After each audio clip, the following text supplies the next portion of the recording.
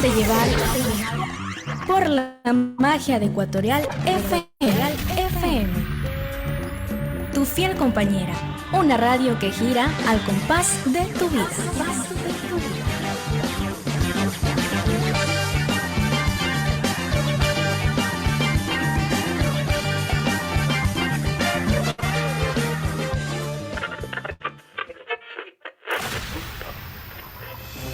Hola, soy Cristian Salinas. Te invito este y todos los lunes a las 9 de la mañana al programa Argumentos. Tenemos la responsabilidad de sacar nuestro país juntos adelante. No lo defraudaré. Nosotros lo representamos a él. Argumentos. Con las voces de los personajes que protagonizan los hechos históricos de Ecuador y del mundo. Argumentos. Aquí, en Ecuatorial FM, la radio del Paralelo Cero. Te esperamos.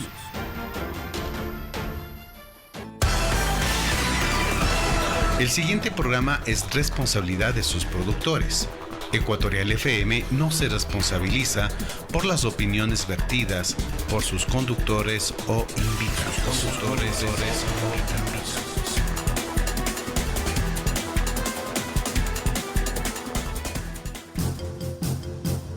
Ecuatorial FM presenta.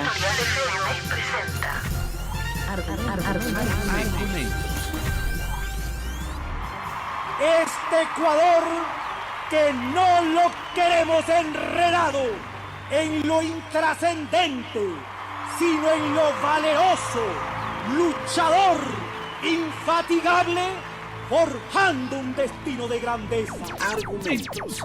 Para cambiar este país se necesita el poder, pero como instrumento de servicio, no como instrumento para servirte a los demás. Actores políticos, económicos y sociales de Ecuador y del mundo muestran sus opiniones en Argumentos. El odio nubla el cerebro, contamina las más claras inteligencias. Argumentos. Conduce Cristian Salinas. Bienvenidos.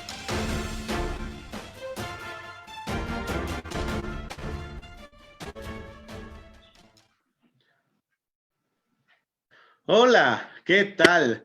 Buenos días, amigos. Buenos días, amigas. Internautas, cibernautas que nos ven y nos escuchan a lo largo y ancho del país y del mundo. Bienvenidos una vez más a la emisión del programa Argumentos por aquí, por Ecuatorial FM. Bueno, en esta ocasión lo estamos haciendo martes porque acá en nuestro país, en Ecuador, desde donde nace la señal de Ecuatorial FM, tuvimos un día feriado y es por eso que iniciamos nuestras labores desde este martes. Así que les invito a que sigan con nosotros en los próximos 60 minutos que vamos a tener dos diálogos. El primero con el historiador Juan Paz y Miño y a segunda hora con el economista Marcelo Varela.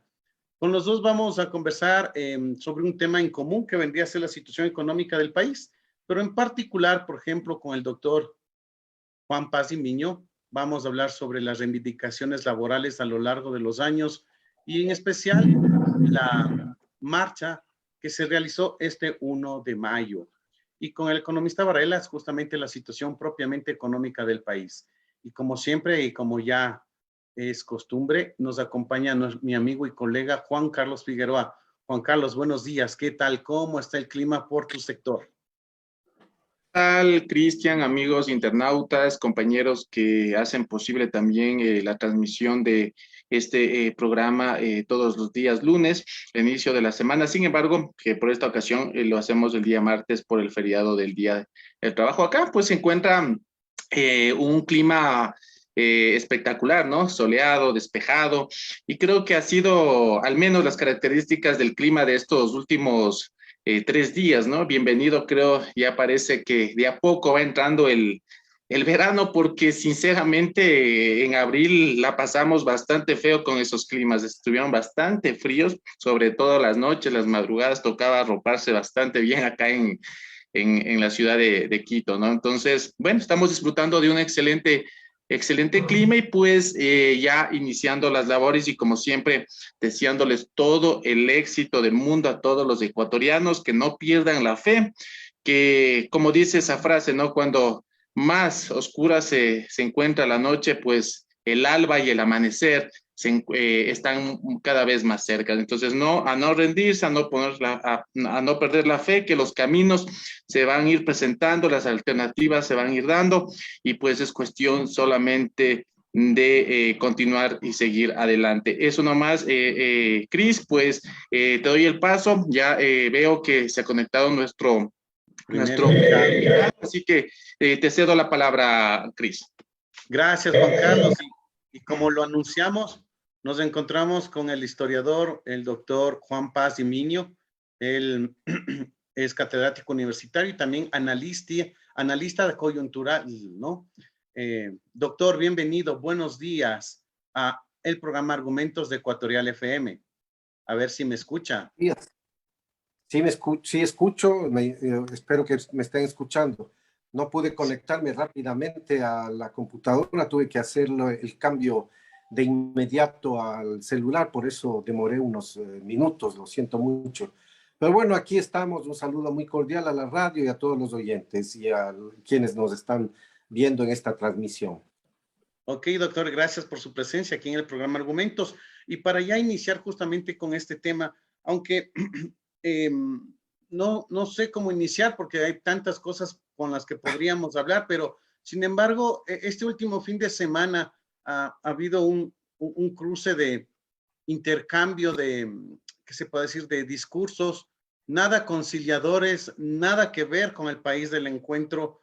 Quiero su comentario sobre este último impasse entre el presidente Guillermo Lasso y los dos líderes políticos de nuestro país, el uno que es Jaime Nebot y el otro Rafael Correa. Si bien es cierto, Rafael Correa no se ha pronunciado aún de manera contundente, pero sí lo hizo Jaime Nebot mediante un comunicado. ¿Qué podía decir usted desde la perspectiva histórica y desde la coyuntura nacional? Bueno, tiene distintas aristas esta confrontación.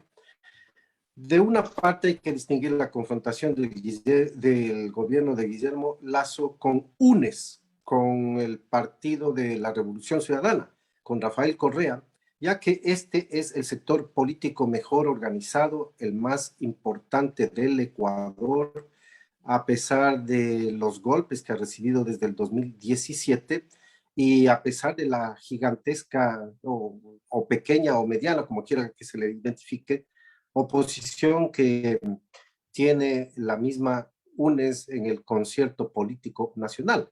Pero sin duda es el partido más organizado, es la fuerza más orgánica que existe en términos de partido político. Y la confrontación con el exalcalde de Guayaquil, Jaime Nebot, tiene que ver mucho con confrontaciones entre la propia oligarquía guayaquileña. Yo creo que hay que diferenciar estas dos cosas. Allí, pues, sin duda alguna, Guillermo Lasso representa un gobierno de empresarios y particularmente ligados al Grupo Guayaquil, Banco de Guayaquil y todo un conjunto de sectores afines a ese banco, mientras Jaime Nebot representa a otro sector, tanto económico como político, de tal modo que allí, en el caso de Guayaquil, hay que entender que Guillermo Lasso no cuenta con la unanimidad de criterios como el que tuvo como alcalde el exalcalde precisamente Jaime Nebot, que con el Partido Social Cristiano unificaba fuerzas, pero se ve que el Partido Social Cristiano mantiene una ruptura creo, con el Partido Social Cristiano, en función de que los dos son líderes políticos, Guillermo Lasso de una fracción del sector empresarial y del sector de élite más importante de Guayaquil, y el otro ligado asimismo a otros sectores de élite económica y financiera de la ciudad de Guayaquil. Entonces yo creo que debemos entender esta raíz económica y social. No es la misma confrontación, la del presidente Lasso con el correísmo, que la confrontación del presidente Lasso con el social cristianismo. En el caso de la Una Fuerza es una confrontación de tipo político contra la fuerza más importante que ha tenido el Ecuador en los últimos 15 años. No hay duda de eso, pero sin duda también se trata de apuntalar el quiebre de esa fuerza, mirando a la idea de que en el 2025 esta fuerza no debería tener un proceso electoral. En cambio, con el caso de Guayaquil, es una confrontación social de grupos económicos por el manejo de la política nacional en función de intereses a los cuales el gobierno de Guillermo Lasso se inclina para favorecer a sus partidarios económicos y políticos. Doctor, muy buenos días. Le saluda Juan Carlos Figueroa. Antes de pasar a la pregunta que me piden desde la producción, porque la cámara se encuentra suya, se encuentra de lado, ¿no? Entonces, no sé si podríamos virarle, porque se le ve en vivo, le estamos viendo de forma vertical y no horizontal.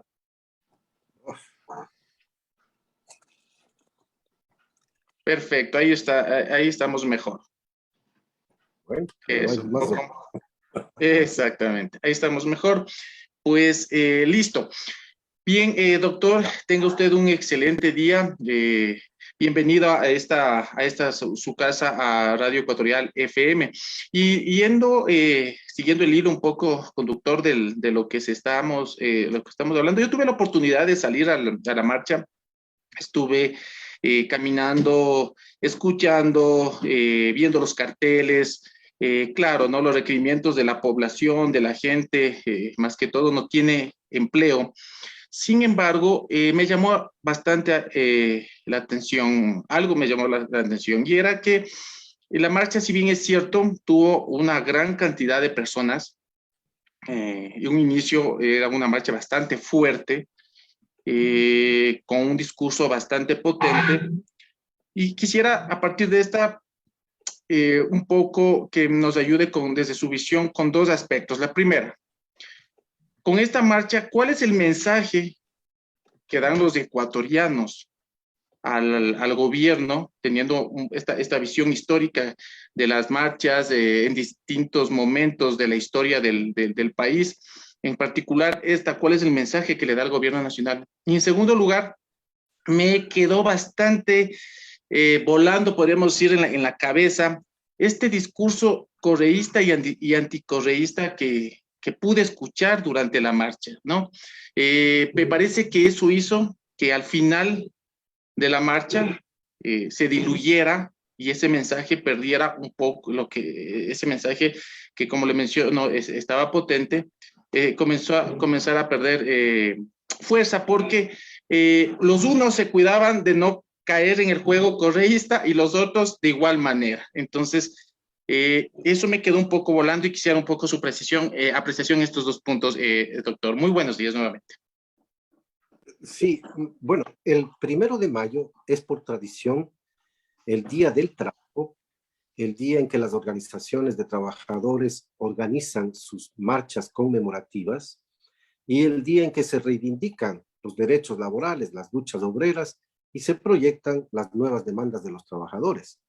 Pero este 1 de mayo en el Ecuador, después de muchos años, no solo ha sido la convergencia del sector de trabajadores, sino de una enorme población ciudadana, distintas organizaciones barriales, clases medias, gente independiente que no se identifica necesariamente con un partido, pero que ha constatado en su vida cotidiana cómo Ecuador se ha desinstitucionalizado desde el año 2017 en adelante y cómo esa desinstitucionalización también ha implicado la pérdida de la atención del Estado a las principales necesidades de la población por la caída de los bienes y servicios públicos agudizada con la pandemia del año 2020.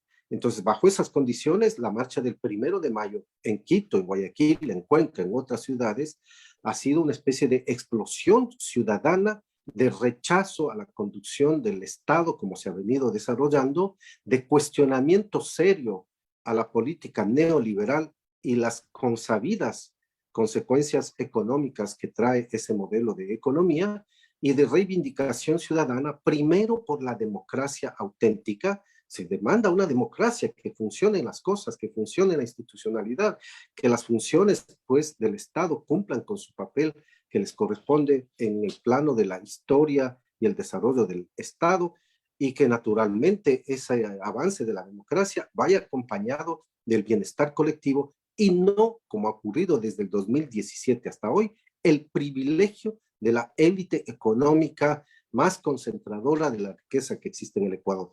Ese ha sido el contenido y por consiguiente uno puede explicarse esta masiva concurrencia ciudadana después, insisto, de largos años. Pero al mismo tiempo se están viendo una serie de flaquezas, entre otras la del propio movimiento de los trabajadores. Las organizaciones tradicionales de los trabajadores, la CEDOC, la CTE, la CEOLS, que se agruparon en el FUT, más otras organizaciones que luego aparecieron como la CUD, el Parlamento Laboral, etcétera. Todas estas organizaciones se han limitado a la convocatoria y movilización de los sindicatos que les están apoyando.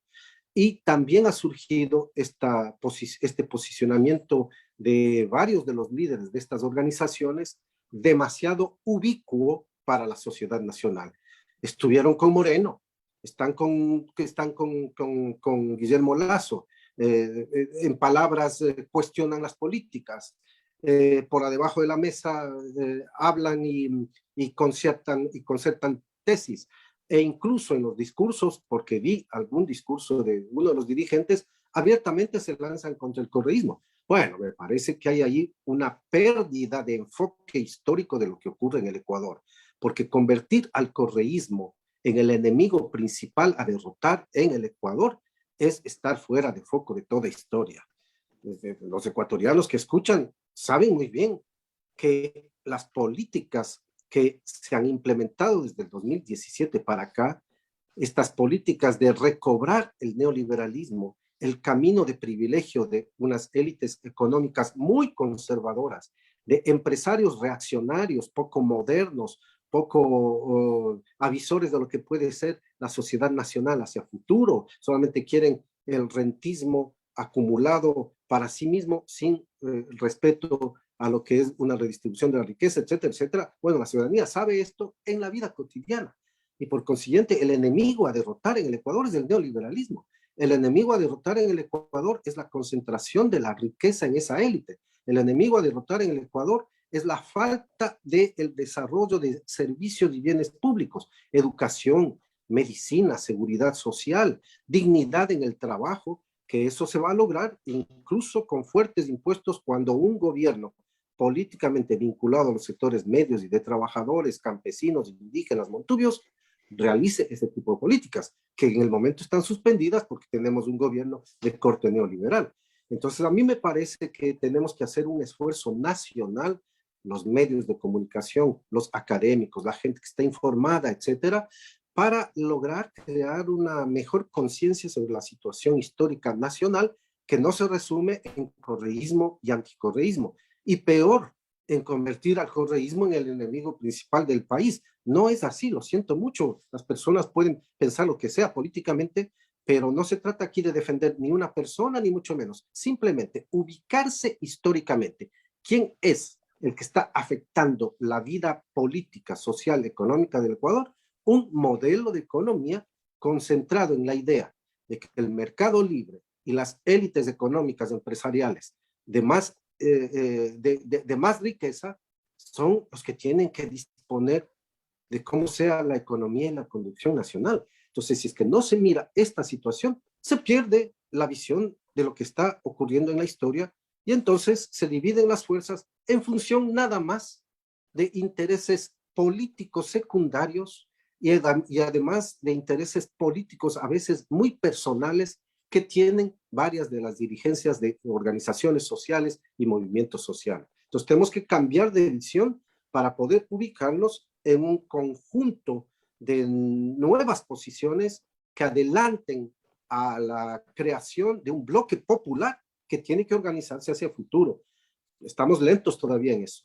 Doctor, escuchándole y también haciendo un poco de historia y haciendo comparaciones, Ahorita me vino, hablando justamente de los trabajadores, me vino el hecho que sucedió justamente hace casi 100 años, que fue el 15 de noviembre de 1922. Hablando en comparación, con el transcurso del tiempo, si es que las condiciones políticas y económicas de nuestro país siguen marcando y diferenciando a la gente por los distintos pensamientos, tendríamos que esperar un nuevo 15 de noviembre como hace 100 años, tomando en cuenta, ojo, que en 1912 asimismo comenzó la destrucción, el desamblaje de todo lo que en cambio el liberalismo había hecho en esa época a cargo de Eloy Alfaro, ¿no? Entonces, hay un símil entre estas dos épocas, entre la destrucción que hubo hace 100 años, luego de la muerte de Eloy Alfaro y luego la explosión laboral que se dio en Guayaquil. ¿Vamos a esperar algo similar acá o está lejos de volver a esos momentos? Empecemos comparando a estas dos épocas desde un ángulo socioeconómico diferente. Entre 1912 y 1925, en el Ecuador se construyó una economía plutocrática y de hecho los historiadores como Alfredo Pareja o como Jorge Salvador Lara, Óscar Efrén Reyes, estos historiadores tradicionales consideraban y bautizaron a esa época como la época plutocrática. Dominio bancario por excelencia, más los grandes comerciantes, algunos manufactureros guayaquileños y la clase terrateniente agroexportadora de cacao, particularmente fuerte en toda la costa ecuatoriana.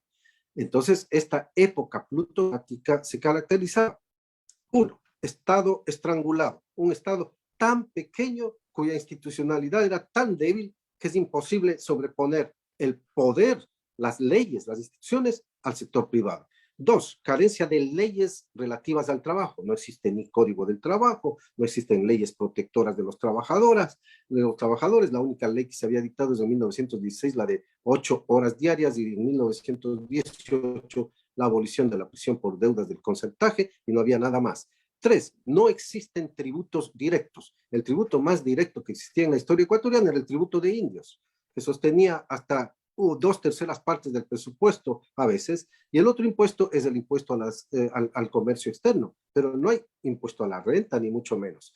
4, no existen instituciones que controlen la vida económica nacional con rigurosidad. Superintendencia de bancos, Contraloría, Banco Central, nada de eso existe. Precisamente la Revolución Juliana de 1925 dio un cambio frente a esa situación e introdujo el papel orientador del Estado. Se crean Contraloría, Superintendencia, Banco Central, direcciones de salud, y la Constitución Juliana de 1929 proclama los derechos laborales. Además, el Estado empieza a regular la economía. Por primera vez en la historia son fiscalizados los bancos de emisión privados, son fiscalizados, y se multa al Banco del Pichincha en 50,000 sucres y al Banco Comercial y Agrícola en 2 millones de sucres, con lo cual este banco tuvo que finalmente cerrar. Entonces, la Revolución Juliana marca el inicio de superación del régimen plutocrático y oligárquico. Hoy la condición es parecida. Si vamos por el achicamiento del Estado, si vamos por suprimir impuestos y abolir o reducir estos impuestos directos, si vamos por la flexibilización laboral, si vamos por la desinstitucionalización ya no solo de las funciones públicas, de ejecutivo, legislativo, judicial, control y transparencia, función electoral, sino una serie de aparatos, ferrocarriles, seguridad social, registro civil, correos, traspasar el control de una serie de bienes públicos al sector privado, como pueden ser las hidroeléctricas, la explotación minera, la explotación de petróleo. Bueno, si vamos por este campo, ¿qué es lo que va a ocurrir? Ya está ocurriendo en el Ecuador. Se privilegia el sector privado y no hay un Estado controlador, un Estado que organice, ordene e imponga la ley y la institucionalidad a este sector privado que tiene que ser controlado. porque si no, ¿para qué estamos creando un Estado moderno y contemporáneo? Basta ver lo que pasa en los países europeos, Canadá, Estados Unidos, China, Rusia, otros países, estados fuertísimos. ¿A quién se le ocurre venir a Europa, venir a Estados Unidos, venir a China y decir hay que reducir el Estado? Bueno, pues eso solamente es mente ecuatoriana y muy mente latinoamericana. ¿O a quién se le ocurre decir hay que suprimir impuestos? Que vayan y digan eso en Noruega a ver lo que les pasa. Impuestos sobre el 70%, ¿no? Y entonces ahí pues se va a ver la situación. Así es que el camino neoliberal desinstitucionaliza al Estado. El camino neoliberal privilegia al sector privado. El camino neoliberal impide la conformación de un Estado fuerte con instituciones y con leyes. De allí también, en la actualidad, la inseguridad social, el incremento de la delincuencia, el incremento de este fenómeno horroroso que está captando allá a ciudades y a todo el país, por la falta de un Estado institucional, más beneficios para la población, porque es obvio que mientras la población, como está ocurriendo en el Ecuador, aumenta el desempleo, el subempleo, la pobreza, la miseria, están las estadísticas del INE, están los estudios de la CEPAL, etcétera, en los que me puedo apoyar, y de hecho esos son los que yo investigo y los tengo muy presentes. Entonces, en esas condiciones, ¿qué está pasando? La conflictividad social aumenta. Cada vez estamos más polarizados. Unas capas ricas que no quieren ceder y unas capas sociales que están ascendiendo, todavía débiles, pero que van ascendiendo, históricamente es indetenido. ¿A qué futuro nos conduce esto? A una confrontación mayor. Y por consiguiente, es previsible que ocurra un 15 de noviembre como en 1922. Ojalá no ocurra, pero lo cierto es que la conflictividad es mala consejera. Y el problema es que nos puede llevar a una situación parecida a la de Honduras, sin Estado literalmente, o a la de Colombia, donde ya la vida cotidiana se basa en el conflicto permanente, mueren líderes sociales, son asesinados los principales defensores de derechos humanos y sin duda alguna se impide con todo ello la posibilidad de un cambio social. Entonces esperemos que no ocurra, pero la conflictividad va de la mano con el neoliberalismo. Doctor, un poco para ya ir finalizando esta primera parte de la entrevista, justamente esta media hora que justamente tenemos con usted, quisiera yo hacerle la siguiente pregunta. Si bien es cierto, ya nos ha explicado que todas estas características del neoliberalismo que lo que hacen es que se incremente la conflictividad y que algún rato podría desembocarse en un estallido social. Sí, hoy por hoy lo que he estado viendo es que hay diferentes actores políticos que están aclamando por una revocatoria del mandato. Están tratándose de unirse, de organizarse. Quizá sea el nuevo camino, la nueva alternativa. ¿Es viable o quizá esto no trascenderá, obviamente, porque las élites políticas, económicas, no lo van a dejar? Y podría ahí desembocarse o podría inclusive ahí ser esta chispita que pueda desembocar, como usted dice, Dios no quiera, en un estallido social. Desde 1996 hasta el 2006 hay 7 gobiernos, una efímera dictadura, y los 3 presidentes electos de todos ellos, que son Yamil Maguad, Lucio Gutiérrez y Abdallah Bucaram primero, Bucaram, Maguad, Gutiérrez, fueron electos y fueron derrocados por impresionantes movilizaciones sociales. Claro, se cuestiona en mucho si es que fue jurídica y legalmente una salida constitucional, aquella de provocar la caída de estos mandatarios. Hoy contamos en la Constitución del 2008 posibilidades legales y constitucionales de cuestionar las labores de un gobierno y sin duda la revocatoria del mandato es una vía constitucional y legal. Aquellas personas, aquellos movimientos, aquellas organizaciones que van o han proclamado que lo van a utilizar tienen su legítimo derecho constitucional a hacerlo. Y si es que llegan realmente a reunir las firmas para conseguir esa revocatoria del mandato, entonces pues están ejerciendo un derecho constitucional. Es difícil el camino, pero es su derecho. así como el gobierno tiene su derecho a defenderse. Lo que sucede es que a defenderse dentro del marco de la Constitución.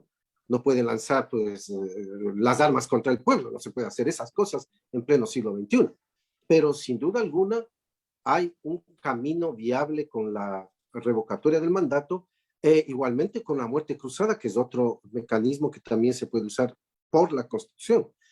Hoy las fuerzas sociales son más democráticas que en el pasado y por consiguiente están basándose en el ordenamiento democrático y constitucional y legal para movilizar sus propias inquietudes y sus propios intereses.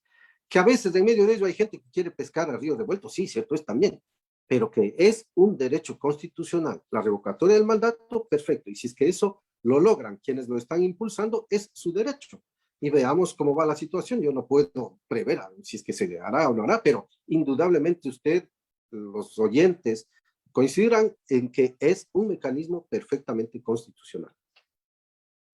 Ok, doctor Paz y Miño, le agradecemos por su participación, su presencia aquí en el programa Argumentos y bueno, esperamos en una próxima ocasión también volverlo a tener porque es importante su pronunciación, más que todo desde la perspectiva histórica, ¿no? Para que la gente también vaya tomando en cuenta que hay ciertos hechos y ciertos grupos que retoman el poder y vuelven y volvemos como país a cometer los mismos errores, ¿no?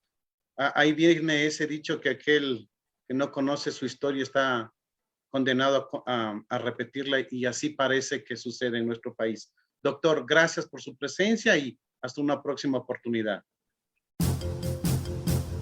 Ecuatorial FM presentó Argumentos. Este Ecuador que no lo queremos enredado en lo intrascendente, sino en lo valeroso, luchador, infatigable, forjando un destino de grandeza. Argumentos. Para cambiar este país se necesita el poder, pero como instrumento de servicio, no como instrumento para servirte a los demás. Actores políticos, económicos y sociales de Ecuador y del mundo mostraron sus opiniones en Argumentos. El odio nubla el cerebro, contamina las más claras inteligencias. Argumentos. Estuvo con ustedes Cristian Salinas. Hasta la próxima semana.